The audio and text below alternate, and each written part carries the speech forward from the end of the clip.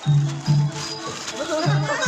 อาให้เป็นกระเป๋าเท่เลยจะให้ก็แสนหาเลยก็เลยจะซื้อให้ก็แสนที่ไหน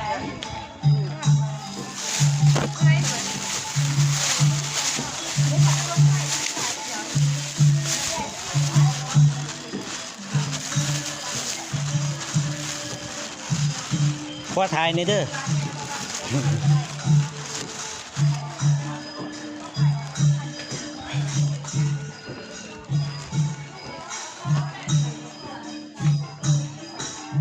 อยู่สถานที่อยู่นั่นเนาะตัดเนื่อง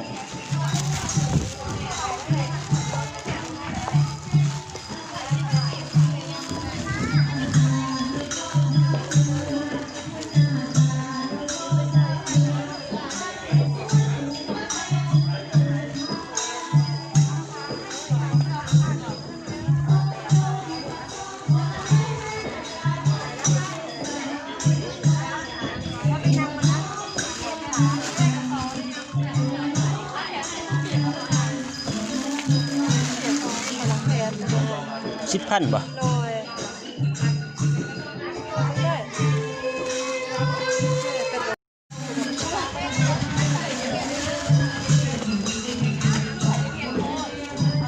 จัดมาอันหนึ่ง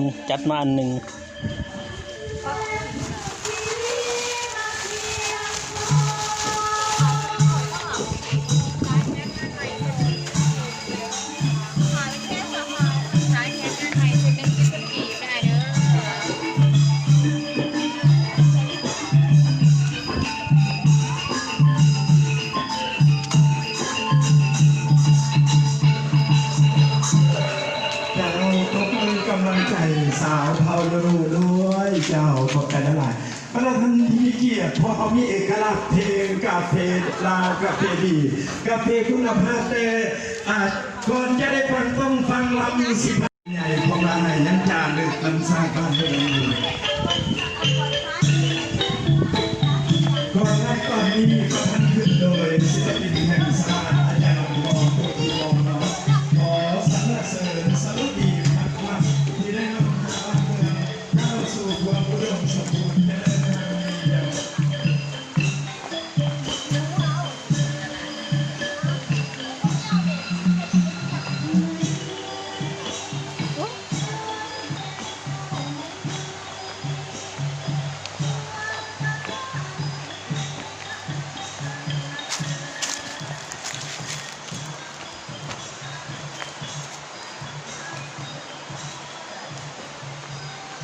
งามบ่พี่น้องตัดเนี่ย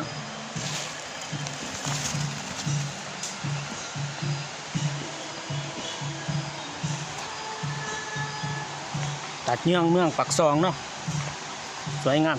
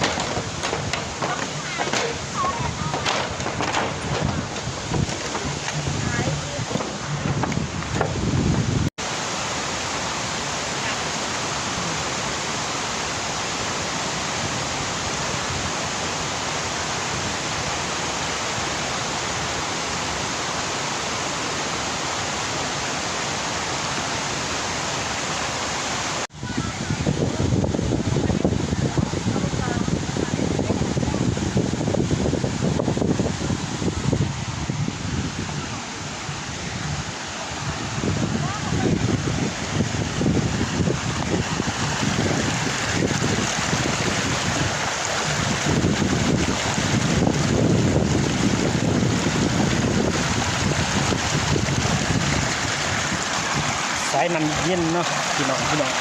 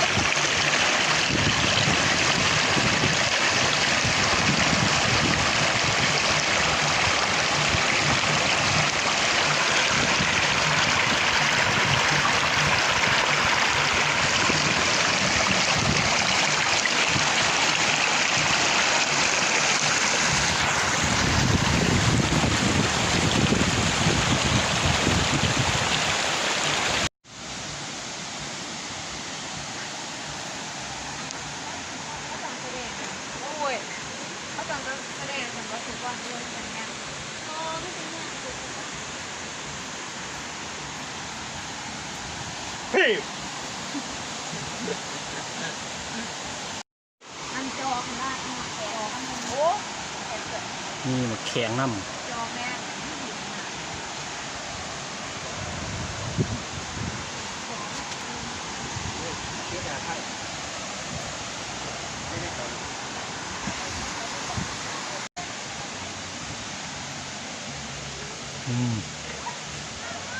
ก็จะเห็ดนี่ พี่คนปลา วิธีคนปลาปิ่งปลาสดๆเด้อพี่น้องเด้อจะจวด เสีย เบียร์บ่ทันมาก เบียร์